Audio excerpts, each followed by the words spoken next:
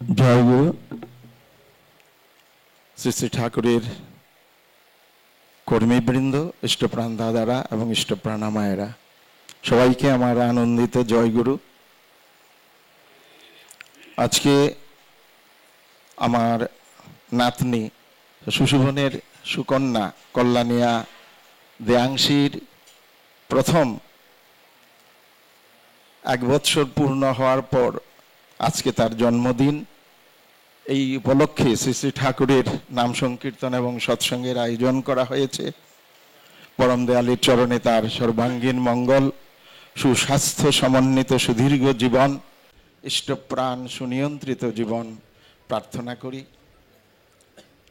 আরও এখানে যারা উপস্থিত রয়েছেন, কাছে এবং দূরে যারা রয়েছেন, প্রত্যেকের সর্বাঙ্গীন মঙ্গল এবং কল্যাণ দয়ালের চরণে। আমি বাংলা ভাষায় কথা বলছি কারণ উড়িয়া ভাষাটা আমার এতটা জানা নেই, তাই কারো হয়তো একটু অসুবিধা হতে পারে। কিন্তু আমরা দেখেছি সৎসঙ্গে ভাষাটা কোনো অসুবিধা সৃষ্টি করে না, কারণ আমরা সবাই একইভাবে চলি, পরমপিতাকে মাথায় নিয়ে চলি। এক ভাব আমাদের, এতক্ষণ একভাবেই আমরা প্রার্থনা করেছি, পাঠ করেছি, ঠাকুরের কীর্তন করেছি, সবাই একভাবে বিভোর হয়েছি। এখানে কে কোন ভাষাভাষীর তা বোঝা যায়নি আমাদের এই কর্মগুলির মধ্য দিয়ে। কাজে কথা বলাটাও কোনো অসুবিধা হবে বলে আমি মনে করি না। আমি উড়িয়া ভাষাটা বুঝতে পারি কিন্তু বলতে পারি না। ঠাকুরের একটা গানে আছে যে ও তা বুঝতে পারি কইতে নারী গো, কইতে গিয়ে পাগল পাড়া, তোমার মাঝে আমার আমি হয়ে আছে আমি হারা। তো উড়িয়া ভাষাটার ব্যাপারও আমার সঙ্গে ঠিক একই রকম। বুঝতে পারি কইতে নারী গো, কইতে গিয়ে পাগল পাড়া। আমি আজকে সবার মাঝে উপস্থিত হতে পারে সত্যি এত আনন্দ উপভোগ করছি ভক্তজন সান্নিধ্যে, তা আমি ভাষায় প্রকাশ করতে পারছি না। এটা আমার পরম সৌভাগ্য। আমরা যখনই আসি উড়িষ্যাতে, আমি আগেও বহুবার এসেছি, শ্রী শ্রী বরদা যতবার আসতেন, 2-1 বার বাদ দিলে প্রায় প্রত্যেকবারই এসেছি, তাকে এখানে দর্শন করেছি। এখানকার ইষ্টভ্রাতা ভগ্নীদের সাথে মেলামেশা করেছি, কাজ করেছি। এখানে সেক্রেটারিয়েটে কাজ করতেন একজন দাদা, জগবন্ধু জালিদা, অনেকে চিনতে পারেন। ওনার এবং আমার সহপ্রতিঋত্বিকের পাঞ্জা একই দিনে হয়। সেই সুবাদে ওনার সঙ্গে প্রথম আমার ঘনিষ্ঠতা হয়, কথাবার্তা হয়, ভাবের আদান প্রদান হয়। আমরা ঠাকুরকে পেয়েছি আমাদের মহাভাগ্য, পরম সৌভাগ্য। শ্রী শ্রী ঠাকুর চান আমরা সুস্থ থাকি, সুস্থ থাকি, আনন্দে থাকি। এই জন্যই তিনি এসেছেন এবং তিনি যে এই সুস্থ থাকার, আনন্দে থাকার এই বিধান তিনি আমাদের দিলেন। এই যজন যাজন ইষ্টভৃতি স্বস্তিনী সদাচার, এ হচ্ছে উত্তম বিধান। এর বাইরে আর কোনো বিধান নেই যার মধ্যে আনন্দ আছে, যার মধ্যে জীবন আছে, যার মধ্যে বৃদ্ধি আছে।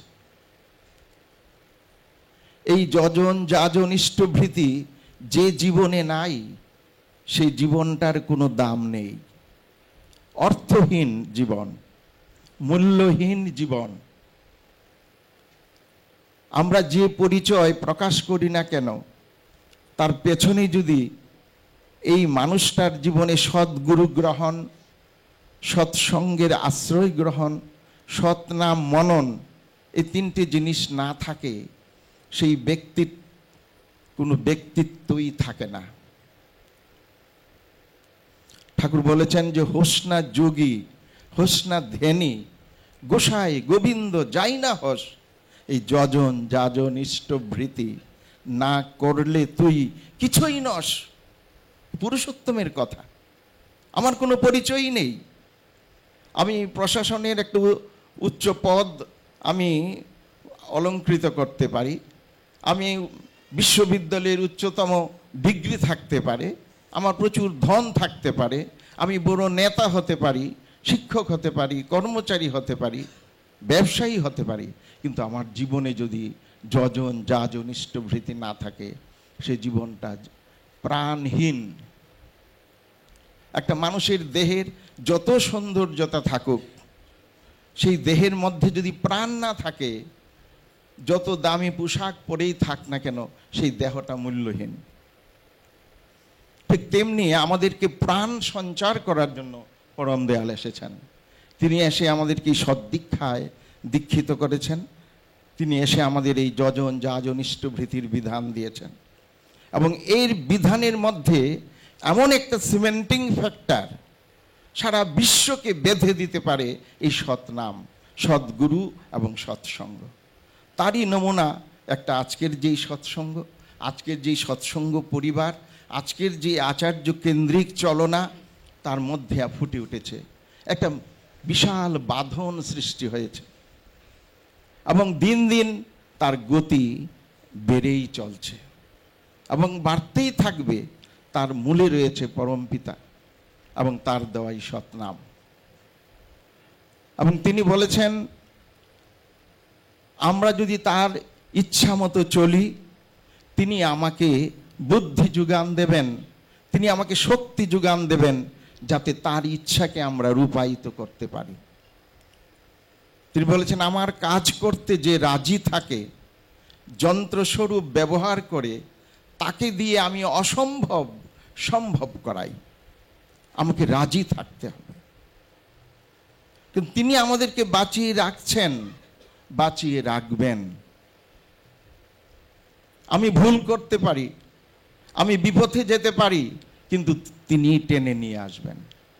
তিনি আজকে টেনে নিয়ে এসেছেন আমাদের সবাইকে তার চরণ তলে, এবং এই ইষ্টভৃতি মানুষকে রক্ষা করেই করে জীবন দান করে চলেছে।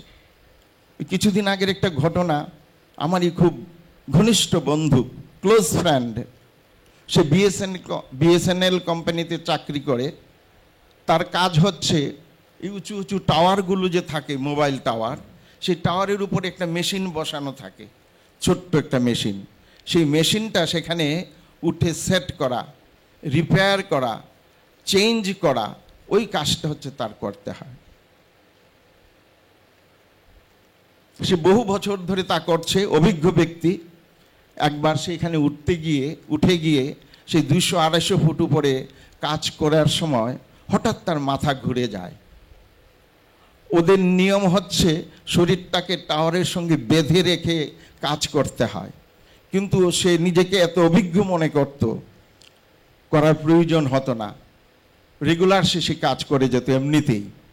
সেদিনও সে কাজ করতে করতে হঠাৎ তার মাথায় চক্কর আসলো, চোখ অন্ধকার হয়ে আসলো, সমস্ত শরীর ছেড়ে দিয়েছে। নিচ থেকে যারা সহযোগিতা করছিল ওরা দেখে সে ঝুলে পড়ছে, মাথা নিচের দিকে নিয়ে পড়েছে।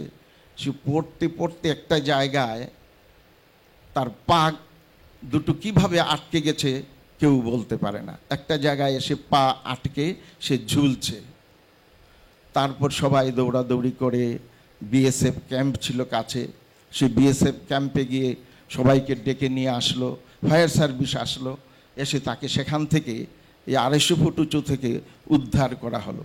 সে অজ্ঞান হয়ে সেখানে, পাটা কি করে যে আটকালো সেটা বোঝা যায়নি।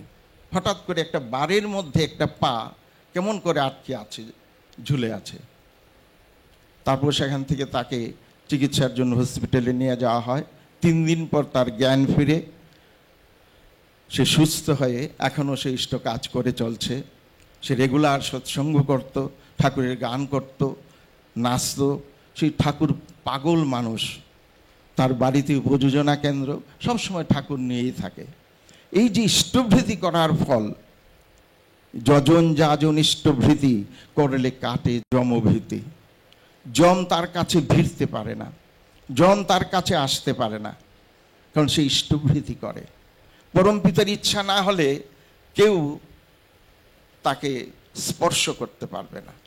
তার ইচ্ছায় যে চলে, তার ইচ্ছায় তার আসা এবং যাওয়া নিয়ন্ত্রিত হয়, এবং প্রত্যক্ষ প্রমাণ বহু ঘটছে, প্রত্যেকের জীবনেই আছে।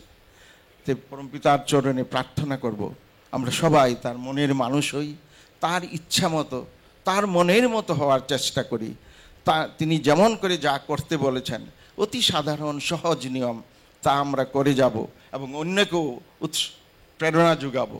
কারণ এটাই হচ্ছে ধর্ম। ধর্মে বর্ধতে বর্ধন্তি সর্বভূতানি সর্বদা। অন্যে বাঁচায়, নিজে থাকে, ধর্ম বলে জানিস তাকে। আজকে ডিপি ওয়ার্কের মাধ্যমে মানুষকে সেই বাঁচার বার্তা দেওয়া হচ্ছে। তা আমরা প্রত্যেকে সেই কাজে যুক্ত থেকে অন্যকে বাঁচাবো।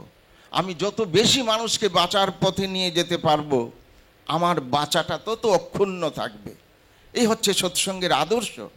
আজকে আমরা দেখি শ্রী শ্রী আচার্যদেব নিয়ত কথা বলে যাচ্ছেন, তার প্রতিটি কথা, প্রতিটি শব্দ মানুষের বাঁচার মন্ত্র, মানুষকে বাঁচার পথ দেখাচ্ছে, সমস্যার সমাধান করে তুলছে। তো ঠাকুরের চরণে সবার মঙ্গল প্রার্থনা করে আমি শেষ করছি। জয় গুরু।